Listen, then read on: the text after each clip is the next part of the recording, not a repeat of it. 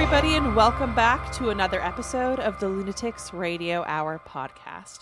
We are sitting here with my friend Alex Goldman. Hello, hello. And today we have another installment of Campfire Tales for you, which means we are presenting 2 spooky stories for your enjoyment today.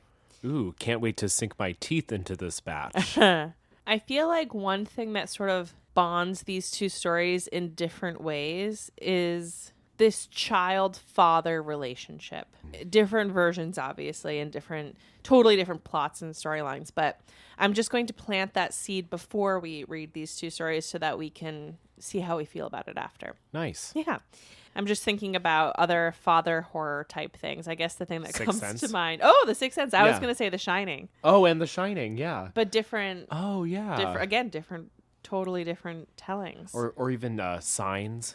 Signs is one of my favorite movies of all time. Oh, I think I agree with you there, yes. I just feel like it's a perfect film. Like, that sounds dramatic, and there's a lot of people in that movie that I don't love as actors, like, on a personal level. Like, their acting is fine. But it's just like this, like, the metaphor works so well. It's legitimately scary. It has heart. It has humor. I just think it's like a perfect package of a movie. Yeah, home run. It's a home run. Yeah. And that's relevant to science. Totally. Man. All right. Well, without further ado, Alex, will you read the first story? I'd love to.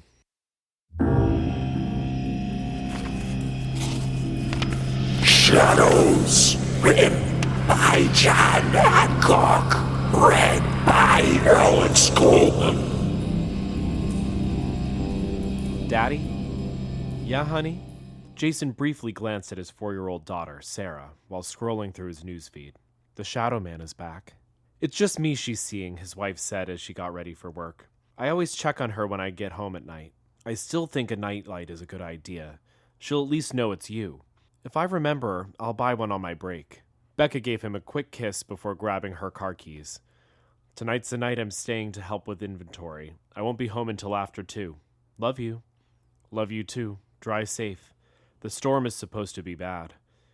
He had just finished feeding Sarah dinner when the storm broke, its arrival heralded by a sudden drop in temperature and a deep rumble of thunder that rattled the windows.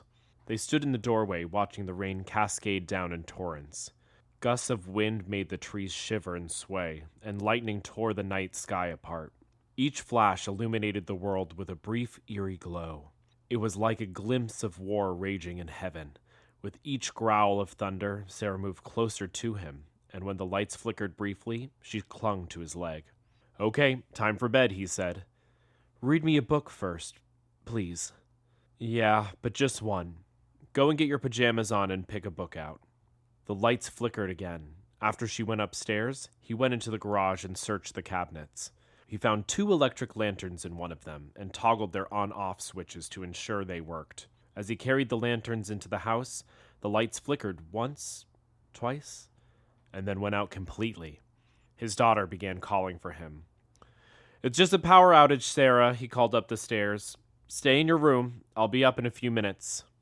Brief flashes of brilliance lit up the windows and spilled partway in. Once each strike faded, the darkness pressed around him, thick and smothering.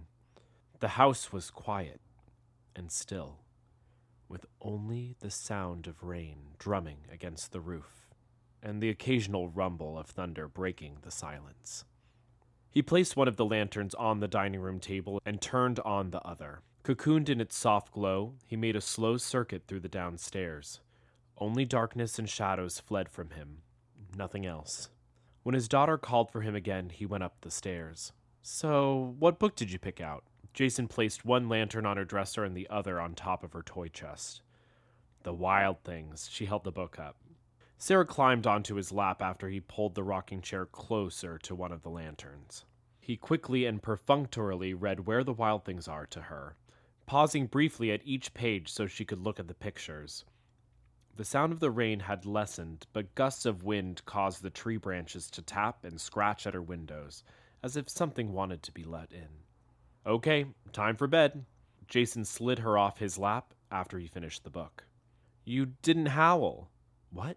At the wild rumpus part. You always howl at that part. Sarah stared at him, her brow furrowed. Oh, guess I forgot, he said, walking toward the bookshelf. I'll leave the lanterns here so you don't have to worry about the Shadow Man tonight. I'm not worried. I like him. He's nice. Mommy said you told her that. Has he talked to you? He paused as he put the book back on its shelf. His voice was neutral, but his knuckles were white from how tightly he held the book. He tries, but I can't understand him. His voice is too soft. Well, maybe I'll wait here and meet him. He turned toward her with a smile that had been quickly slipped into place. He sat in the rocking chair, gently swaying back and forth while Sarah lay in bed, cuddling her green dinosaur. When he could tell from her breathing that she had fallen asleep, he pulled the rocking chair around until it faced the hallway. His smile was stored away like the costume it was. The lanterns had noticeably dimmed, but there was still enough light for his needs. He sat motionless, staring into the darkened hallway. After a long wait, he began to perceive movement at the end of the hall. A shadow, vaguely the shape of a man and darker than the surrounding darkness, approached him. There wasn't a word to describe its color, because it wasn't a color.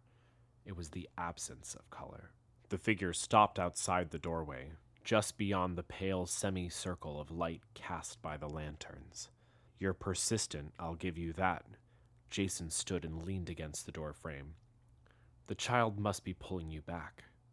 My life, the figure said, its voice like the faint rustling of dried leaves. Yes, it was your life, but I'm trying it on for a while. What are you? A little of this and a little of that. The question should be, what do? We visit in the dead of night and feed on your fear, pain, and despair. We hold each of you closer than lovers as we drink our fill. And sometimes, when the despair is great, we can find a small crack to wiggle into. A toehold, so to speak. But there are rules. For me to be here, someone has to be there. Hence, your predicament. By the way, your wife appreciates the change. She mentioned the other day how long it's been since my last bout of depression. The figure lunged forward. As his arms entered the light, they dissolved, quickly dissipating into a dark mist. He yanked them back. Stings, doesn't it? Now, what to do about you? Daddy? Sarah was standing at Jason's side. Get back to bed, Jason shouted. The shadow knelt, tapped its chest twice, and extended its arm as if offering something to her. It was a game her father used to play with her, symbolizing that he was giving her his heart. Sarah stepped into the darkness and grasped the shadow's hand. As she did so, the shadow began to solidify, taking on a distinct shape. The changeling lunged, trying to pull Sarah back into the room, but its hands and arms were dissolving. It threw back its head in a silent scream as the rest of its body disincorporated. After the transformations ended, Jason held his daughter tightly as the last traces of the changeling drifted away like smoke. Afterward, there were still times when a deep, dark sadness would rise from within him. On the worst days, when he sensed a distant scrabbling at the edges of his mind, Jason would stand in his daughter's doorway and watch her sleep. As he did so, his love for her would weave into an unbreakable cord, keeping him tethered to her, Becca, and the world. Author's note. For my daughter, Lauren, who came up to me when she was 3 and said, "The Shadow Man is back." 5 words that made me shiver on a bright and warm summer's day. That story was written by John Adcock. John says that writing in the third person always makes the author feel like he's writing his obituary. But here goes. A lover of alt-rock, Akira Kurosawa movies, and craft beer, the author lives in Northern California with his wife and 2 kids. His beautiful wife definitely could do better, but luckily for him, she hasn't caught on to that fact yet. Rage Against the Machine, The Black Keys, and The Warlocks are in heavy rotation on Spotify for writing inspiration. And I'm going to add John's link tree in the description of this episode so that you can find all of the wonderful places where he is. Okay, so that's Take on Dad Horror 1. Wow. Let's get into the second one. Let's do it. I just want to say before we start that this story was originally published in Necessary Fiction in 2023. Family like branches, Written by Mariska Pichette. Read by Abby Ranker. My father planted the hungry tree in the crack in the driveway, assuming it would starve, wither in the summer heat. He thought it would die before the first leaves unfurled. Today I harvested 6 seeds from the branches I can reach. Its roots sprawl, breaking the driveway into uneven slabs. I navigate these like a polar bear on a melting shoreline, waiting for the day the cracks widen enough to swallow me whole. I clutch my burden close. The seeds from the hungry tree are sharp and red, thorns testing the resilience of my palm. When I make it at last inside, I put them in an empty Folgers can and seal the lid. I will bury these seeds in the backyard, with all the others I've taken before they touch the ground. They must never grow. There must never be another hungry tree. From the kitchen window, I gaze at the tree my father tried to kill. In old age, it sags, back gray as his hair where it's scattered on the lawn, all that was left by the hungry tree. It's in no guides, no wiki pages. Google doesn't have an entry for the hungry tree. Does it photosynthesize? I don't think so. I do know. Fire, weed killer, lime, tar, frost, and drought won't kill it. I know its bark feels like sandpaper, its leaves like rent steel. I also know that it hosts no birds in its branches. Its body belongs only to itself. My father brought it home in a cracked terracotta planter and hid it in the basement, hoping darkness would stop it from growing. Tendrils forced open the door, wrapped around table legs, and climbed the sides of my crib. It was then that he decided to plant it. The hungry tree shades the front lawn, replaces the garage it knocked over a year ago. I cannot trim it back. If a twig is broken, pitch stains the ground ochre, burns the grass white. The hungry tree smells of anesthetic and papaya. It is as wide as my Camry parked in the back, far from its leering branches. At night the shadow it casts is darker than the rest. I've never tried to cut down the hungry tree, watching it through my window. I wait for it to consume this house at last. Last night lightning struck its trunk. In the morning I find its girth has doubled. Currents traverse its branches. I harvest snow seeds today. My father never said where he got the tree. But though I was a child, I think I know. I remember her leaving, him following, him returning with the tree. Did it consume her? Did he trade her for it, like magic beans? Did she become it, willingly, unwillingly, without a backward glance?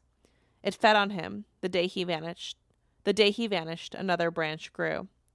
I'm older than they were, him and her. I wonder when it will take me. Add a final branch to its rough trunk. I've got nothing to leave behind. No partners, no children, no pets.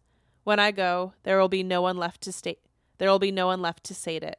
Sun sets behind the hungry tree, and I realize I've watched it for hours. Shadows broaden the cracks in the driveway. I wonder if it will consume the house as well. As night falls, I roll up my sleeves. I drink 3 cups of water from the sink. I eat a handful of soil and half a sunflower seed, fertilized. I walk outside. The hungry tree is waiting. I wrap my arms around its trunk. I know at last how to end its growth. There will be none after me. Mud in my gut. I fall asleep in the arms of this starving, dying tree that once, in rivers of blood and history, was family. That story was written by Mariska Pichette, who is a queer author based in Massachusetts. She has published more than 300 pieces, which every time I read, it blows my mind, of short fiction and poetry. Her work has appeared in Strange Horizons, The Deadlands, Nightmare Magazine, and more.